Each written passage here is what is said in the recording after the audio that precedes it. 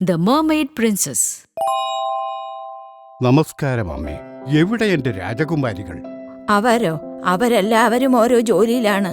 എന്റെ മക്കളെ വളരെ നല്ല രീതിയിലാണ് അമ്മ വളർത്തിയത്. ആ അതെ, സൗന്ദര്യവും ബുദ്ധിയുമുള്ള മത്സ്യകന്യകകളായി അവർ വളർന്നിരിക്കുന്നു മോനെ. 6 സുന്ദരികളായ മത്സ്യകന്യകകളും റാണിയുടെ അറയിലേക്ക് ഒഴുകിയെത്തി. മുത്തശ്ശി, എത്ര മനോഹരമായ സാധനങ്ങളാ ഞങ്ങൾ ശേഖരിച്ചെന്ന് നോക്കിയേ. റാണി തന്റെ ഏറ്റവും ഇളയ ചെറുമകളെ നോക്കി. നീ എന്താ മോളെ ഈ അമ്മൂമ്മയ്ക്ക് ഒന്നും തന്നെ കൊണ്ടുവരാതിരുന്നത്? അമ്മുമ്മേ, ആ കൊട്ടാരത്തിന് പുറത്തുള്ള മനോഹരമായ ചുവന്ന പൂക്കൾ കാണുമ്പോൾ എനിക്ക് ഒരുപാട് സന്തോഷമുണ്ട്. അതുപോലെ കടലിനു മുകളിലുള്ള ലോകത്തെക്കുറിച്ചുള്ള കഥകൾ അമ്മുമ്മ പറയുന്നത് കേൾക്കുമ്പോഴും. നിനക്ക് 15 വയസ്സ് തികയുമ്പോ എല്ലാം നേരിൽ കാണാൻ സാധിക്കും. 15 വയസ്സ് തികയണോ? അതിനി ഒരുപാട് നാളുകൾ കാത്തിരിക്കേണ്ടി വരുമല്ലോ അമ്മുമ്മേ. അതുവരെ കണ്ട കാര്യങ്ങളൊക്കെ നിന്റെ സഹോദരിമാർ പറഞ്ഞു തരുമല്ലോ. ഏറ്റവും മുതിർന്ന രാജകുമാരിക്ക് 15 വയസ്സ് തികഞ്ഞപ്പോൾ അതിരുകളില്ലാത്ത പുറം ലോകത്തെ കാഴ്ചകൾ കാണാൻ അവൾ തയ്യാറായി. പ്രിയപ്പെട്ട മുത്തശ്ശി, എന്റെ പൊന്ന അനുജത്തിമാരെ, നിറഞ്ഞ നിലാവിന്റെ വെളിച്ചത്തിൽ ഞാൻ കടൽ തീരത്ത് കിടന്നപ്പോൾ അവ്യക്തമായ ഒരു നഗരവും അവിടെ നിന്നൊഴുകി വരുന്ന സംഗീതവും കേട്ടു. കൂടാതെ വേഗത്തിൽ പോകുന്ന ഒരു വാഹനവും കണ്ടു. അങ്ങനെ രണ്ടാമത്തെ രാജകുമാരിക്കും പുറം ലോകത്തെ കാഴ്ചകൾ കാണാനുള്ള സമയം വന്നു. ഞാൻ ഉയർന്നു വന്നപ്പോൾ അസ്തമന സൂര്യൻ ഓറഞ്ച് വർണ്ണത്തിലുള്ള തീഗോളം പോലെ കാണപ്പെട്ടു. പഞ്ഞി പോലുള്ള മേഘങ്ങൾ പതിയെ പതിയെ നീങ്ങുന്നതും കണ്ടു. കൂട്ടത്തോടെ കടൽ പക്ഷികൾ പറന്നകലുന്നത് കണ്ടപ്പോൾ ഒരു സ്വപ്നലോകത്തെത്തിയതുപോലെ തോന്നി. അങ്ങനെ മൂന്നാമത്തെ രാജകുമാരിയുടെ ഊഴവും വന്നെത്തി. പ്രിയ സഹോദരിമാരെ, വിശാലമായ നദിയിലാണ് ഞാൻ നീന്തിയത്. ഞാൻ കണ്ട കാഴ്ചകൾ നിങ്ങൾക്ക് ഒരിക്കലും വിശ്വസിക്കാൻ കഴിയില്ല. പച്ചവിരിച്ച മലകളും പ്രൗഢിയോടെ നിൽക്കുന്ന മരങ്ങളും കൂടാതെ ചെറിയ മനുഷ്യക്കുട്ടികളെയും ഞാൻ കണ്ടു. അപ്പോഴാണ് വിചിത്രമായ ഒരു ജീവി ഭയാനകമായ ശബ്ദമുണ്ടാക്കിക്കൊണ്ടെന്നെ പിന്തുടർന്നത്. അതുകൊണ്ട് ഞാൻ വേഗത്തിൽ നീന്തി തിരിച്ചു പോന്നു. അവിടെ ഉണ്ടായിരുന്ന കുട്ടികൾ ആ നായ എന്തിനാണ് ഇങ്ങനെ കുരയ്ക്കുന്നതെന്ന് ചോദിച്ചത് കേട്ടപ്പോഴാണ് എനിക്ക് മനസ്സിലായത് ആ ഭീകരജീവി ഒരു നായയാണെന്ന്. അങ്ങനെ നാലാമത്തെ രാജകുമാരിക്കും പുറത്തെ കാഴ്ചകൾ കാണാനുള്ള സമയം വന്നു. പക്ഷെ അവൾ വളരെ നാണം കുണുങ്ങിയായതിനാൽ കടലിൽ തന്നെ സമയം ചിലവഴിച്ചു. അതെ, ഞാൻ നടുക്കടലിൽ പോയപ്പോഴുണ്ടല്ലോ, അവിടെ ചില വികൃതികളായ ഡോൾഫിനുകളുടെ കുസൃതികളും പിന്നെ വലിയ നീലത്തിമിംഗലങ്ങളെയും കണ്ടു. പക്ഷെ എനിക്ക് അവരുടെ അടുത്ത് പോവാൻ പേടിയായിരുന്നു. എന്ത്? നീ പേടിച്ചിട്ട് ഭൂമിയുടെ അടുത്തേക്ക് പോയില്ലെന്നാണോ? നിനക്ക് വിവരം ഇല്ലാതായി പോയല്ലോ. എപ്പോ വേണമെങ്കിലും ആർക്കു വേണമെങ്കിലും കാണാൻ പറ്റുന്ന ഒന്നാണ് കടൽ. ഒടുവിൽ ഏറ്റവും ഇളയ രാജകുമാരിക്കും 15 വയസ്സ് തികഞ്ഞു. നിന്റെ വിലയേറിയ സ്വപ്നം ഇന്ന് പൂർത്തിയാകാൻ പോവുകയാണ് മോളെ. പോയി ആസ്വദിക്ക്. രാജകുമാരി സമുദ്രത്തിന് മുകളിലേക്ക് ഉയർന്നു വന്നു. ഈ കടലിന്റെ നിറം മരകത കല്ല് പോലെയാണല്ലോ. മഞ്ഞുമലകൾ കാണാൻ സുന്ദരമായ മുത്തുകൾ പോലെയും ആകാശത്തിലെ നക്ഷത്രങ്ങൾ മുത്തശ്ശിയുടെ കിരീടത്തിലെ വജ്രങ്ങളെ പോലെയാണ് തിളങ്ങുന്നത്. രാജകുമാരിയുടെ സമീപത്തുകൂടി കടന്നുപോയ ഒരു കപ്പൽ അവളുടെ ആകാംക്ഷയെ ഉണർത്തി. അവൾ അതിനടുത്തേക്ക് നീന്തി. ഓരോ തവണ തിരമാല അവളെ ഉയർത്തുമ്പോഴും കപ്പലിലെ ആളുകളെ അവൾക്ക് കാണാമായിരുന്നു. അവർ സംഗീതവും നൃത്തവുമായി ആഘോഷിക്കുകയായിരുന്നു. എത്ര മനോഹരമായ വസ്ത്രങ്ങളാണ് അവർ അണിഞ്ഞിരിക്കുന്നത്! പെട്ടെന്ന് രാജകുമാരി അതിസുന്ദരനായ തവിട്ടുനിറ കണ്ണുകളോട് കൂടിയ ഒരു രാജകുമാരനെ കണ്ടു. അവൾ അവനെ ഉറ്റുനോക്കിയപ്പോഴെല്ലാം കപ്പലിലെ ജനങ്ങൾ കൈയടിക്കുന്നുണ്ടായിരുന്നു. അവർ രാജകുമാരന്റെ 16ാമത്തെ ജന്മദിനം ആഘോഷിക്കുകയായിരുന്നുവെന്ന് അപ്പോൾ അവൾക്ക് മനസ്സിലാക്കാൻ കഴിഞ്ഞു. പിറന്നാൾ ആഘോഷിക്കുന്ന അവൻ എത്ര സുന്ദരനാണ്! മധുര 16കാരനും ഈ മധുര 15കാരിയും. പെട്ടെന്ന് ശാന്തമായിരുന്ന കടൽ ക്ഷോഭിച്ച് ഇളകി മറിയാൻ തുടങ്ങി. ആഞ്ഞടിച്ച തിരമാലകളും ഇരുണ്ട മേഘങ്ങളും ഇടിമിന്നലും ഒരു കൊടുങ്കാറ്റുണ്ടാകുമെന്ന സൂചന നൽകി. ഒരു വലിയ തിരമാലയിൽപ്പെട്ട് കപ്പൽ ആടിയുലഞ്ഞ് കടലിലേക്ക് ചരിഞ്ഞു. രാജകുമാരൻ ആഴക്കടലിലേക്ക് മുങ്ങിത്താഴുന്നത് അവൾ ഞടുക്കത്തോടെ കണ്ടു. അയ്യോ, എന്റെ പ്രിയ രാജകുമാരൻ കടലിന്റെ ആഴങ്ങളിലേക്ക് പോവുകയാണല്ലോ. ചിലപ്പോ ഇനി എനിക്ക് അവന്റെ കൂടെ ജീവിക്കാനാവും. എന്ത് മണ്ടത്തരോ ഞാൻ ചിന്തിക്കുന്നത്! മനുഷ്യർക്ക് വെള്ളത്തിനടിയിൽ ജീവിക്കാൻ കഴിയില്ലല്ലോ. എനിക്ക് അവനെ രക്ഷിക്കണം. രാജകുമാരി സംഭ്രമത്തോടെ എല്ലായിടത്തും അവനെ തിരഞ്ഞു. ഒടുവിൽ രാജകുമാരനെ കണ്ടെത്തി. അവൾ അവനെ തന്റെ നേർമയുള്ളതും എന്നാൽ ദൃഢവുമായ കൈകളിൽ കിടത്തി വെള്ളത്തിന് മുകളിലേക്ക് ഉയർന്നു. അവന്റെ തല മുകളിലേക്ക് ഉയർത്തിപ്പിടിച്ച് അവനെ കടൽ തീരത്ത് കിടത്തി. അടുത്ത പ്രഭാതത്തിൽ വീണ്ടും ശാന്തമായ കടലിന് മുകളിൽ സൂര്യൻ ഉദിച്ചു. രാജകുമാരൻ അപ്പോഴും ഉണർന്നിരുന്നില്ല. അവന്റെ കവിൾത്തടത്തിൽ സൂര്യരശ്മികൾ പതിച്ചപ്പോൾ മുഖത്തിന് തിളക്കം കൂടി. രാജകുമാരി അവന്റെ മൃദുവായ നെറ്റിയിൽ ചുംബിക്കുകയും അവന്റെ നനഞ്ഞ തലമുടിയിൽ തലോടുകയും ചെയ്തു. പെട്ടെന്നവൾ ചില പെൺകുട്ടികളുടെ ശബ്ദം കേട്ടു. അവൾ അവിടെ നിന്ന് അകന്ന് ഒരു പാറയുടെ പിന്നിൽ ഒളിച്ചു. പെൺകുട്ടികൾ രാജകുമാരന്റെ അടുത്തു വരുന്നതായി അവൾ ശ്രദ്ധിച്ചു. അവർ സഹായത്തിനായി മറ്റുള്ളവരെ ഉച്ചത്തിൽ വിളിച്ചു. എന്റെ പ്രിയപ്പെട്ട രാജകുമാരൻ രക്ഷപ്പെട്ടല്ലോ. എനിക്കിപ്പോഴാണ് സന്തോഷമായത്. പക്ഷെ ഞാനാണ് രക്ഷിച്ചതെന്ന് അവൻ ഓർക്കോ? രാജകുമാരി സാവധാനം തന്റെ പിതാവിന്റെ കൊട്ടാരത്തിലേക്ക് തിരിച്ചുപോയി. അവൾ വളരെ മൂകയായി മാറിയിരുന്നു. സംഭവിച്ചതൊന്നും അവൾ സഹോദരിമാരോട് പറഞ്ഞില്ല. ആ സുന്ദരനായ രാജകുമാരനെ ഉപേക്ഷിച്ച സ്ഥലം അവൾ മിക്കപ്പോഴും സന്ദർശിക്കുമായിരുന്നു. പക്ഷെ അവൾക്കൊരിക്കലും അവനെ കാണാൻ കഴിഞ്ഞില്ല. അതവളെ സങ്കടപ്പെടുത്തി.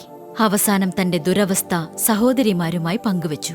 എന്റെ കുഞ്ഞു അനുജത്തി, നീ എന്തുകൊണ്ടാണ് ഇതുവരെ ഒന്നും പറയാതിരുന്നത്? നീ വിഷമിക്കണ്ട, നിനക്ക് വേണ്ടി എന്ത് ചെയ്യാൻ കഴിയുമെന്ന് നോക്കാം. എനിക്ക് ഇപ്പോഴാ സമാധാനമായത്. ഒരു മനുഷ്യനുമായി പ്രണയത്തിലായത് അറിഞ്ഞാൽ നിങ്ങൾ എന്നെ കളിയാക്കുമെന്ന് ഞാൻ പേടിച്ചിരിക്കുകയായിരുന്നു. നീ എങ്ങനെ ചിന്തിച്ചത് ശരിക്കും മണ്ടത്തരായിപ്പോയി. നീ ഞങ്ങളുടെ സഹോദരിയായതുകൊണ്ട് ഞങ്ങൾക്ക് നിന്നെ സഹായിക്കാതിരിക്കാൻ പറ്റില്ല. സഹോദരിമാരെ, എന്റെ കൂട്ടുകാർക്കറിയാം ആ രാജകുമാരന്റെ കൊട്ടാരം എവിടെയാണെന്ന്. ഇനി നമുക്ക് സമയം കളയാതെ അങ്ങോട്ട് പോകാം. രാജകുമാരന്റെ കൊട്ടാരത്തിനടുത്തേക്ക് രാജകുമാരിമാർ ഉയർന്നെത്തി. ഓ, എന്തു മനോഹരമായ കൊട്ടാരമാണിത്! ഓ, എന്ത് മനോഹരമായ മാർബിൾ പ്രതിമകളാണ്. അതിലേതെങ്കിലും ഒരെണ്ണം വന്ന് എന്നെ ചുംബിച്ചിരുന്നെങ്കിലോ? ഇങ്ങനെ മണ്ടത്തരം പറയാതിരിക്കൂ. ഞാനൊരു തമാശ പറഞ്ഞതാ. എന്റെ പൊന്നു സഹോദരിമാർ, ഇവിടെ എന്തെങ്കിലും പ്രശ്നമുണ്ടാക്കുന്നതിന് മുമ്പ് നിങ്ങളെ തിരിച്ച് വീട്ടിലെത്തിക്കുന്നതായിരിക്കും നല്ലതെന്നാണ് എനിക്ക് തോന്നുന്നത്. രാജകുമാരിമാർ മനസ്സില്ലാ മനസ്സോടെ അവരുടെ കൊട്ടാരത്തിലേക്ക് മടങ്ങി. എന്റെ പ്രിയ രാജകുമാരൻ എവിടെയാണെന്ന് എനിക്കിപ്പം മനസ്സിലായി. ഇനി എപ്പോ വേണമെങ്കിലും എനിക്ക് അവനെ കാണാൻ സാധിക്കും. ഞാനാണ് അവന്റെ ജീവൻ രക്ഷിച്ചതെന്ന് അവന് ഓർക്കുന്നുണ്ടാവോ ആവോ. രാജകുമാരിക്ക് മനുഷ്യരെക്കുറിച്ച് കൂടുതൽ അറിയാൻ ആഗ്രഹം തോന്നി. അവൾ വേഗം മുത്തശ്ശിയുടെ അടുത്തേക്ക് ചെന്നു. എനിക്കൊരു കാര്യം അറിയണമായിരുന്നു. മനുഷ്യർക്ക് ഒരിക്കലും മരണമില്ലേ മുത്തശ്ശി? എന്തൊക്കെയായി പറയുന്നേ? തീർച്ചയായും മനുഷ്യർക്ക് മരണമുണ്ട്. നമ്മുടെ ആയുസ്സിനേക്കാൾ കുറവാണ് അവരുടേത്. നമ്മുടെ മരണശേഷം വെള്ളത്തിനു മുകളിൽ പതഞ്ഞു പൊങ്ങാറാണ് പതിവ്. മനുഷ്യരുടെ ശരീരത്തിന് മാത്രമേ മരണമുള്ളൂ. ആത്മാവിനൊരിക്കലും മരണമില്ല. മുത്തശ്ശി, മരണമില്ലാത്ത ഒരു ആത്മാവിനെ എനിക്ക് ലഭിക്കാൻ ഞാൻ എന്തു ചെയ്യണം? നിന്നെ ജീവന് തുല്യം സ്നേഹിക്കുന്ന ഒരു മനുഷ്യനെ നീ കണ്ടെത്തിയാൽ, അവൻ നിന്നെ കല്യാണം കഴിക്കാൻ തയ്യാറായാൽ അത് സംഭവിച്ചെന്നു വരും. പക്ഷേ മോളെ, നമ്മുടെ ലോകത്ത് വളരെയേറെ ഭംഗിയെന്ന് കരുതപ്പെടുന്ന മത്സ്യത്തെപ്പോലുള്ള ഈ വാലുണ്ടല്ലോ, മനുഷ്യരുടെ ലോകത്ത് കണക്കാക്കപ്പെടുന്നത് വിരൂപമായിട്ടാണ് മോളെ. എന്റെ പ്രണയം നഷ്ടപ്പെടാൻ ഞാൻ ഒരിക്കലും അനുവദിക്കില്ല മുത്തശ്ശി. കടൽ മന്ത്രവാദിനിക്ക് എന്നെ സഹായിക്കാൻ കഴിയോന്ന് ഞാൻ നോക്കട്ടെ.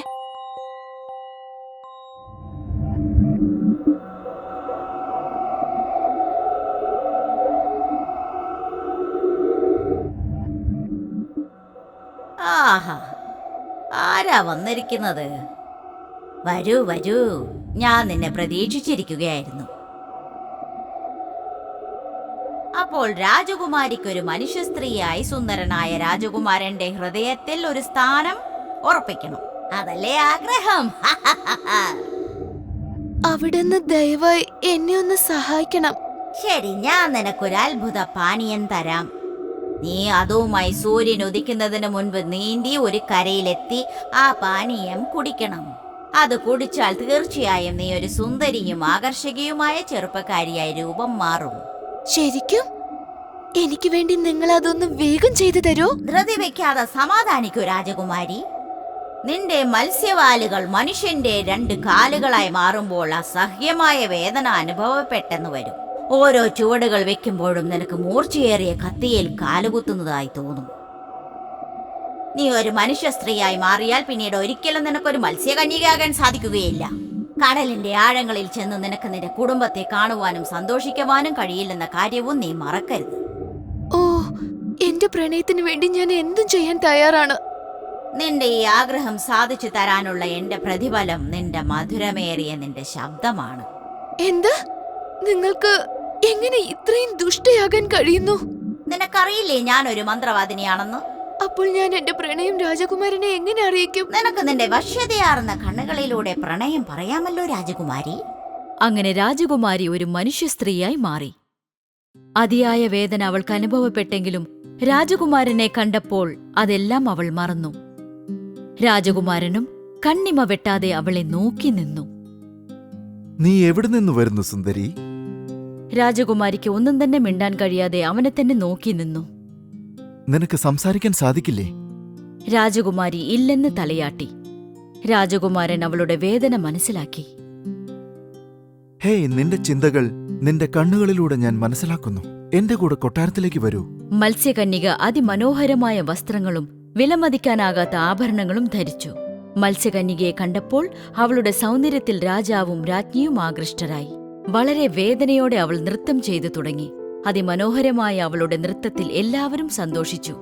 പക്ഷേ വേവലാതിയോടെ ഇടയ്ക്കിടെ അവൾ അവന്റെ മുഖത്തേക്ക് നോക്കുന്നുണ്ടായിരുന്നു. ഒരിക്കൽ അവൻ അവളോട് ചോദിച്ചു, എന്താണെന്ന് മനസ്സിലാകുന്നില്ല. നിന്റെ മുഖം എനിക്ക് പരിചിതമാണ്. രാജകുമാരൻ അവളെ തിരിച്ചറിഞ്ഞില്ലെന്ന് അവൾക്ക് മനസ്സിലായി.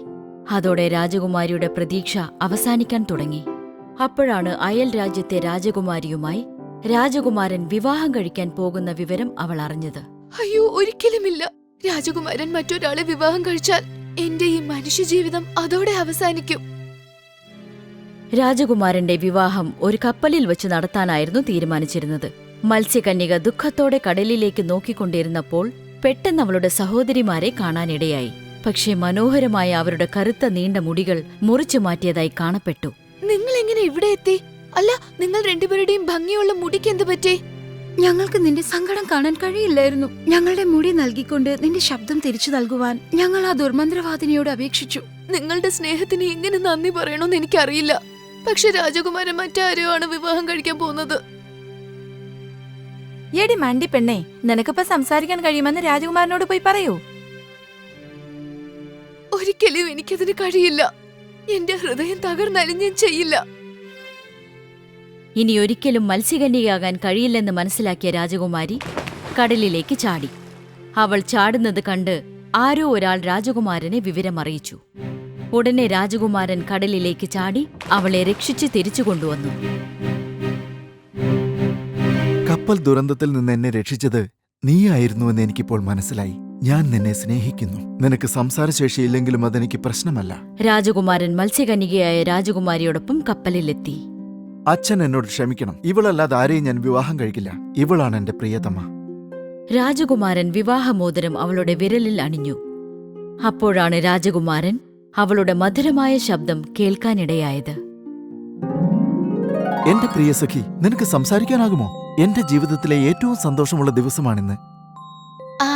ഇനി എന്റെ പ്രിയ രാജകുമാരനും മൊത്ത് എനിക്ക് സന്തോഷമായ ജീവിതം നയിക്കാൻ കഴിയും. എന്റെ സഹോദരിമാർ കടലിന്റെ മുകളിൽ വരുമ്പോ അവരെ കാണാനും സാധിക്കും.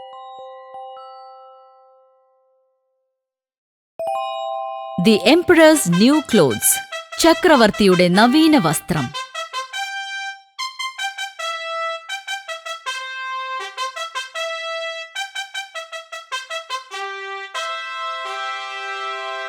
ഒരിടത്ത് വസ്ത്രങ്ങളെ ഒരുപാട് സ്നേഹിച്ചിരുന്ന ഒന്നിനും കൊള്ളാത്തൊരു ചക്രവർത്തി ഉണ്ടായിരുന്നു. തന്റെ രാജ്യത്തെ നല്ല രീതിയിൽ ഭരിക്കുന്നതിന് പകരം ഓരോ മണിക്കൂറും വേഷം മാറാൻ മാത്രമായിരുന്നു അദ്ദേഹത്തിന് താൽപര്യം. നാടകശാലയിലേക്കോ മറ്റെവിടേക്കെങ്കിലുമോ യാത്ര ചെയ്യുമ്പോഴെല്ലാം തന്റെ പുതിയ വേഷവിധാനം പ്രജകളെ കാണിക്കുവാൻ ഹരം കൊണ്ട ചക്രവർത്തി തുറന്ന വാഹനത്തിലായിരുന്നു സഞ്ചരിച്ചിരുന്നത്. തന്റെ മന്ത്രിമാരുമായി രാജ്യകാര്യങ്ങൾ ചർച്ച ചെയ്യുന്നതിനേക്കാൾ ഏറെ സ്വന്തം വസ്ത്രങ്ങളെക്കുറിച്ചുള്ള അഭിപ്രായം ആരായുവാനായിരുന്നു അദ്ദേഹത്തിന് താൽപര്യം. പറയൂ എന്റെ പ്രിയപ്പെട്ട മന്ത്രിമാരെ, എങ്ങനെയുണ്ട് എന്റെ ഈ പുതിയ വസ്ത്രം? ഇന്നലെ ഞാൻ ധരിച്ചതിനേക്കാളും നല്ലതല്ലേ ഇത്? ചക്രവർത്തി തിരുമനസേ, ഇത് വളരെ മനോഹരമായിരിക്കുന്നു. അതിശയിപ്പിക്കുന്ന രൂപഭംഗിയും. ചക്രവർത്തിയുടെ വേഷഭൂഷാദികളോടുള്ള ഈ അമിതകമ്പം നാട്ടിലെങ്ങും പാട്ടായി. അത് കുബുദ്ധികളായ രണ്ടുപേരുടെ കാതുകളിലും എത്തി. കൗശലക്കാരായ അവർ കൊട്ടാരത്തിലെത്തി ചക്രവർത്തിയെ കാണാൻ താൽപര്യം പ്രകടിപ്പിച്ചു. ചക്രവർത്തിയുമായി നിങ്ങളെപ്പോലുള്ളവർക്ക് എന്താണ് കാര്യം? അദ്ദേഹം വളരെ തിരക്കുള്ള വ്യക്തിയാ. സന്ദർശകരെ ആരെയും അനുവദിക്കാറില്ല. ഞങ്ങൾ വളരെ മികച്ച നെയ്ത്തുകാരാണ് യജമാനെ. ഈ രാജ്യത്തു മറ്റാരെക്കാളും നന്നായിട്ട് ഞങ്ങൾ വസ്ത്രങ്ങൾ നെയ്യും. നമ്മുടെ ചക്രവർത്തിക്ക് വസ്ത്രങ്ങൾ വളരെ ഇഷ്ടമാണെന്ന് അറിയാം. അതുകൊണ്ട് നവീനവും മനോഹരവുമായ ഒരു വസ്ത്രമുണ്ടാക്കി കൊടുക്കാൻ വന്നതാ ഞങ്ങൾ. ചക്രവർത്തിക്ക് ഒരുപാട് മനോഹരമായ വസ്ത്രങ്ങളുണ്ട്, വിവിധ തരത്തിലും രൂപത്തിലുമുള്ളവ. അതിനേക്കാളും മെച്ചമായി നിങ്ങൾക്ക് എന്ത് നൽകാനാവും? അതാണ് പുതുമ. ഞങ്ങളുടെ വസ്ത്രങ്ങൾ വളരെ നേർത്തതും മൃദുവുമാണ്. ചിലർക്കത് അദൃശ്യമായിരിക്കും. ശരിക്കും പറഞ്ഞാൽ അവരവരുടെ ജോലി കൃത്യമായി ചെയ്യുന്നവർക്ക് ഈ തുണി കാണുവാൻ സാധിക്കുകയുള്ളൂ. എന്നാൽ വിഡ്ഢികളായിട്ടുള്ളവർക്ക് ഈ തുണി അദൃശ്യമായിരിക്കും. ഇത് കേട്ട ഉടനെ തന്നെ സേവകൻ അകത്ത് ചെന്ന് നെയ്ത്തുകാർ പറഞ്ഞ അത്ഭുതകരമായ പുതിയ തുണിയെക്കുറിച്ചുള്ള വിവരം ചക്രവർത്തിയെ അറിയിച്ചു. വിഡ്ഢികൾക്കും തന്റെ ജോലി കൃത്യമായി ചെയ്യാത്തവർക്കും അവർ നെയ്യുന്ന തുണി കാണാൻ സാധിക്കില്ലെന്നാണോ പറയുന്നത്? എങ്കിൽ അവരെ എനിക്ക് കാണണം. എത്രയും പെട്ടെന്ന് വരാൻ പറയൂ. അവർ പറയുന്നത് വാസ്തവമാണെങ്കിൽ എന്റെ മന്ത്രിസഭയിൽ ഇനി ആരൊക്കെ തുടരണം, ആരെയൊക്കെ പറഞ്ഞുവിടണമെന്ന് എനിക്ക് തീരുമാനിക്കാം. സേവകൻ ആ 2 നെയ്ത്തുകാരെ വിളിക്കുവാനായി ചെന്നു. നിങ്ങൾ എന്റെ ഒപ്പം വരൂ. ചക്രവർത്തിക്ക് നിങ്ങളെ കാണണമെന്ന് പറയുന്നു. നിങ്ങൾ അവകാശപ്പെടുന്നതുപോലെ നിങ്ങളുടെ വസ്ത്രങ്ങൾ നല്ലത് തന്നെയല്ലേ? ചക്രവർത്തിയും മന്ത്രിമാരും അടങ്ങുന്ന സഭയിലേക്ക് ആ നെയ്ത്തുകാർ ആനയിക്കപ്പെട്ടു.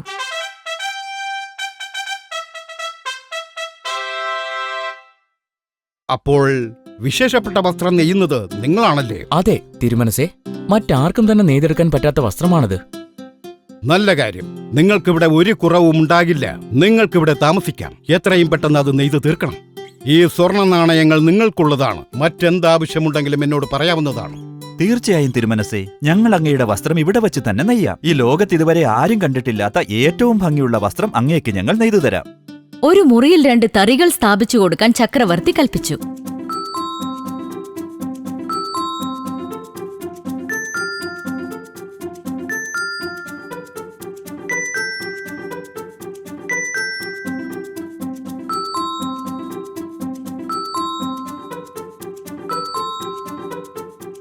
സ്വർണ്ണനൂലും ഉന്നതമായ പട്ടും മറ്റും പലപ്പോഴായി ചോദിച്ചു വാങ്ങി അവർ തങ്ങളുടെ സഞ്ചികളിൽ ഒളിപ്പിച്ചു വെച്ചു. എന്നിട്ടവർ നെയ്യുന്നത് പോലെ വെറുതെ ഭാവിച്ചു.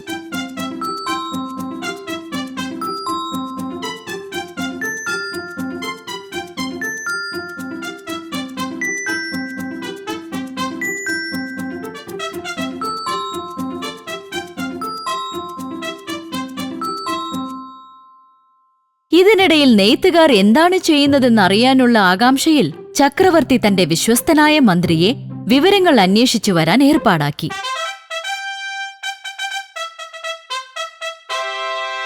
മന്ത്രി, ഇവിടെയുള്ള മന്ത്രിമാരിൽ വെച്ച് ഏറ്റവും മുതിർന്നവനും ബുദ്ധിമാനുമായ താങ്കളെയും താങ്കളുടെ അഭിപ്രായങ്ങളെയും ഞാൻ പൂർണ്ണമായും വിശ്വസിക്കുന്നു. അതുകൊണ്ട് ആ നെയ്ത്തുകാരുടെ ജോലിയിൽ എത്രമാത്രം പുരോഗമനമുണ്ടെന്ന് അന്വേഷിച്ച് എത്രയും പെട്ടെന്ന് എന്നെ വിവരമറിയിക്കണം. മറ്റുള്ള മന്ത്രിമാർക്ക് ഒരുപക്ഷെ ആ തുണി കാണാൻ കഴിഞ്ഞെന്നു വരില്ല. മനസ്സിലായോ? തീർച്ചയായും തിരുമനസേ, അങ്ങ് പറയുന്നത് എനിക്ക് നന്നായിട്ട് മനസ്സിലാവുന്നുണ്ട്. നെയ്ത്തുകാർ തിരക്കിട്ട് പണിയെടുക്കുന്ന സ്ഥലത്തേക്ക് മന്ത്രി ചെന്നു.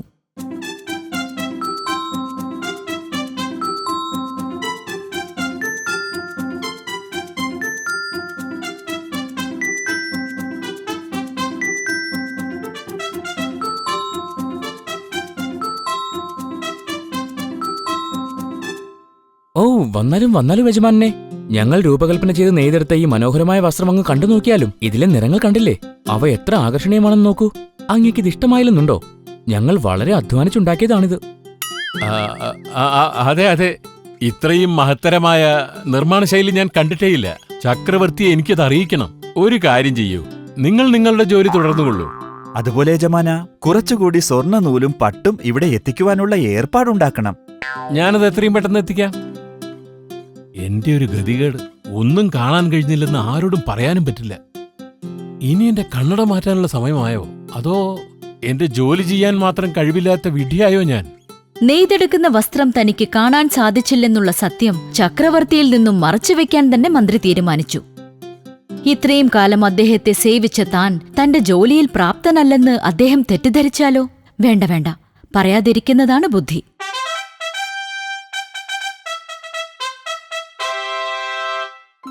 ഇനി കേൾക്കട്ടെ മന്ത്രി, അവർ നെയ്യുന്ന വസ്ത്രത്തെക്കുറിച്ച് എന്താണ് താങ്കളുടെ അഭിപ്രായം? തിരുമനസേ, എനിക്കത് വിവരിക്കാൻ വാക്കുകൾ കിട്ടുന്നില്ല. ഇതുപോലെ നിറവും രൂപകൽപ്പനയുമുള്ള വസ്ത്രം ഞാൻ ജീവിതത്തിൽ കണ്ടിട്ടില്ല. അത്രയ്ക്ക് മഹത്തരമായിട്ടുണ്ടെന്നാണോ?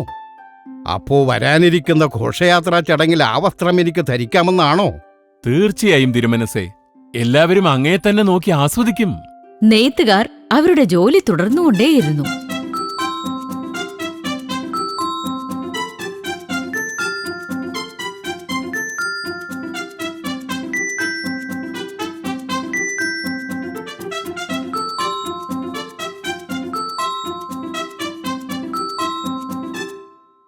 കൂടുതൽ സ്വർണ്ണനൂലുകളും കിട്ടാവുന്നതിൽ മികച്ച പട്ടും അവർ ചോദിച്ചു വാങ്ങി. എന്നിട്ട് അതൊക്കെ അവരുടെ സഞ്ചിയിൽ പതുക്കിവെച്ചു. രാവേറെ ജോലി ചെയ്യുകയാണെന്ന് വരുത്തി തീർക്കാൻ മെഴുകുതിരികളും ആവശ്യപ്പെട്ടു. ഇല്ലാത്ത തുണികൾ കത്രിക കൊണ്ട് മുറിക്കുന്നതായും നൂലുകളില്ലാത്ത സൂചി കൊണ്ട് തയ്ക്കുന്നതായും അവർ വിദഗ്ധമായി അഭിനയിച്ചു. ഇതിനിടയിൽ നെയ്ത്തുകാരുടെ ജോലിയിലെ പുരോഗതി അറിയാനുള്ള ആകാംക്ഷ ചക്രവർത്തിക്ക് വീണ്ടും ഉണ്ടായി. ഇപ്രാവശ്യം എന്റെ വിശ്വസ്തനായ സേവകനെ പറഞ്ഞയച്ചു വേണം വസ്ത്രനിർമ്മാണത്തിന്റെ പുരോഗതി മനസ്സിലാക്കാൻ. സേവകനോട് വരാനായി ചക്രവർത്തി കൽപ്പിച്ചു.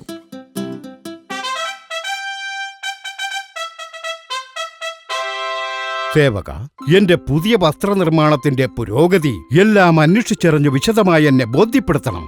അങ്ങനെ സേവകൻ നെയ്ത്തുകാർ തിരക്കിട്ട് നെയ്യുന്ന പണിശാലയിലെത്തി.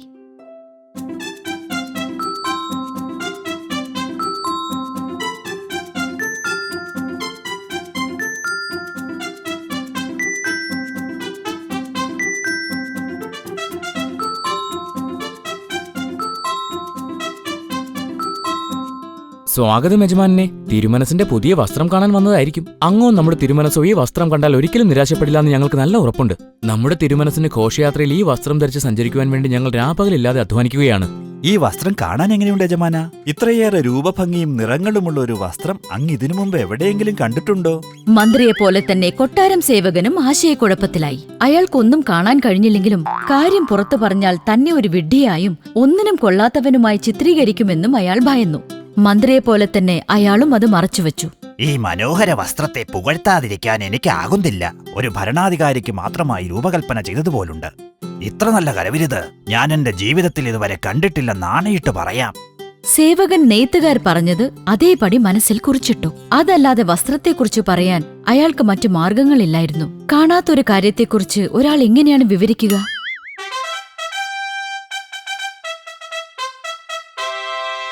പറയൂ സേവക, ആ പുതിയ വസ്ത്രത്തെക്കുറിച്ചുള്ള അഭിപ്രായം. നെയ്ത്തുകാർ പറഞ്ഞ പ്രകാരം വസ്ത്രത്തിന്റെ നിറവും മാതൃകയുമൊക്കെ വളരെ കൃത്യമായി തന്നെ സേവകൻ വിശദീകരിച്ചു. തനിക്കൊന്നും കാണാൻ കഴിഞ്ഞില്ലെന്ന് സത്യം പുറത്തു പറഞ്ഞ് മറ്റുള്ളവരുടെ കണ്ണിൽ ഒരു വിഡ്ഢിയാകാൻ അയാൾ ആഗ്രഹിച്ചില്ല. ആഹാ, അങ്ങനെയെങ്കിൽ എനിക്ക് ആ പുതിയ വസ്ത്രം നാളെ തന്നെ കാണാൻ ആഗ്രഹമുണ്ട്. എല്ലാവരും ഇത്രയധികം പുകഴ്ത്തുന്നത് കാണുമ്പോ ഇനിയും കാത്തിരിക്കാനുള്ള ക്ഷമയില്ല. അടുത്ത ദിവസം നെയ്ത്തുകാർ ജോലി ചെയ്യുന്നതായി ഭാവിച്ചുകൊണ്ടിരുന്ന പണിപ്പുര ചക്രവർത്തി സന്ദർശിച്ചു. മുകളിലേക്കും താഴേക്കും കൈകൾ ചലിപ്പിച്ചും തറികളിലേക്ക് ശ്രദ്ധിച്ചും ആ സാങ്കല്പിക വസ്ത്രം നെയ്യുന്നതായി അവർ അഭിനയിച്ചു. അല്ലയോ ചക്രവർത്തി തിരുമനസേ, അങ്ങയുടെ നവീന വസ്ത്രം അങ്ങയെ കാണിക്കുവാൻ വേണ്ടി കാത്തിരിക്കുകയായിരുന്നു. അത് നെയ്തു കഴിഞ്ഞപ്പോൾ നമ്മൾ പ്രതീക്ഷിച്ചതിനേക്കാൾ വളരെ ആകർഷകമായിരിക്കുന്നു. ഘോഷയാത്രയിൽ അങ്ങയുടെ ഈ വസ്ത്രമായിരിക്കും പ്രധാന ചർച്ചാവിഷയം. അങ്ങ് ഈ മേലങ്കിയും കാൽച്ചട്ടയും ഒന്ന് നോക്കിയാലും അത് അങ്ങയുടെ ശരീരത്തിനും നിറത്തിനും വളരെ നന്നായി ഇണങ്ങുന്ന രീതിയിലാണുള്ളത്. ഇതിന്റെ ഞൊറികളും മടക്കുകളും അതിസുന്ദരമല്ലേ? തൊട്ടു നോക്കുമ്പോൾ ഒരു ചിലന്തിയുടെ വല പോലെ അതിമൃദുലവുമാണവ.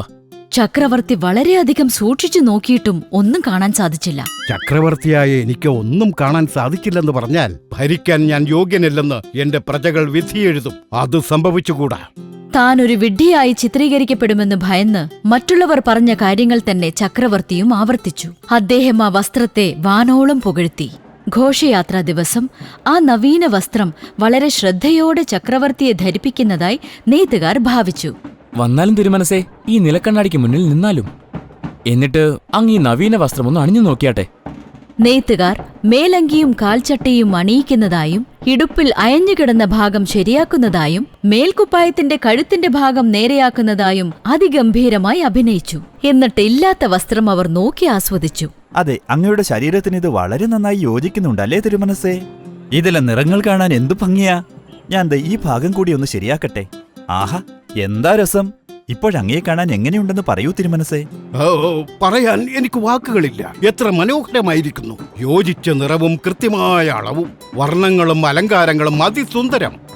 നിലക്കണ്ണാടിക്ക് മുന്നിൽ നിന്ന ചക്രവർത്തിക്ക് തന്റെ ദേഹത്ത് വസ്ത്രം ഒന്നും തന്നെ കാണാൻ കഴിഞ്ഞില്ലെങ്കിലും പല പല രീതിയിൽ അത് കണ്ട് ആസ്വദിക്കുന്ന പോലെ ചക്രവർത്തി ഭാവിച്ചു. ശരി ചക്രവർത്തി തിരുമനസേ, അങ്ങ് തയ്യാറായി കഴിഞ്ഞിരിക്കുന്നു. അങ്ങ് ഇപ്പോൾ തന്നെ ഘോഷയാത്രയ്ക്കായി എഴുന്നള്ളിയാലും. കൊട്ടാരം സേവകൻ ഓടിവന്ന് ചക്രവർത്തിയുടെ ഉത്തിരീയം ഉയർത്തിപ്പിടിക്കുന്നതായി ഭാവിച്ചു. ചക്രവർത്തിയുടെ നവീന വസ്ത്രത്തെക്കുറിച്ച് കേട്ടറിഞ്ഞെത്തിയ ജനങ്ങൾ ചക്രവർത്തി അത് ധരിച്ചു വരുന്നത് കാണാൻ ആകാംക്ഷാഭരിതരായി പുറത്ത് കാത്തുനിൽപ്പുണ്ടായിരുന്നു. ഒടുവിൽ ചക്രവർത്തി പുറത്തേക്ക് എഴുന്നള്ളിയപ്പോൾ അദ്ദേഹത്തെ കണ്ട് ജനങ്ങൾ സ്തബ്ധരായി നിന്നുപോയി. പെട്ടെന്ന് ഒരു കൊച്ചുകുട്ടിയുടെ ശബ്ദം അവിടെ ഉയർന്നു. അയ്യേ, രാജാവ് നഗ്നനാണ്. ജനങ്ങളെല്ലാം ഉറക്കെ ഇത് തന്നെ ആവർത്തിച്ചു. ജാള്യത കൊണ്ട് ചക്രവർത്തിയുടെ മുഖം വാടി. നെയ്ത്തുകാർ തന്നെ വിഡ്ഢിയാക്കിയതാണെന്ന് അദ്ദേഹത്തിന് ബോധ്യപ്പെട്ടു. അതുപോലെ തന്നെ തന്റെ മന്ത്രിയും സേവകനും. പക്ഷെ ഈ ദയനീയ അവസ്ഥയിലും ഘോഷയാത്രയിൽ തുടരാനേ ചക്രവർത്തിക്ക് നിർവാഹമുണ്ടായിരുന്നുള്ളൂ. ഈ തക്കം നോക്കി സ്വർണ്ണനൂലുകളും പട്ടുമായി നെയ്ത്തുകാർ എങ്ങോട്ടേക്കോ സ്ഥലം വിട്ടു. പിന്നീട് അവരെക്കുറിച്ച് യാതൊരു കണ്ടറിവോ കേട്ടറിവോ ഉണ്ടായിട്ടില്ല.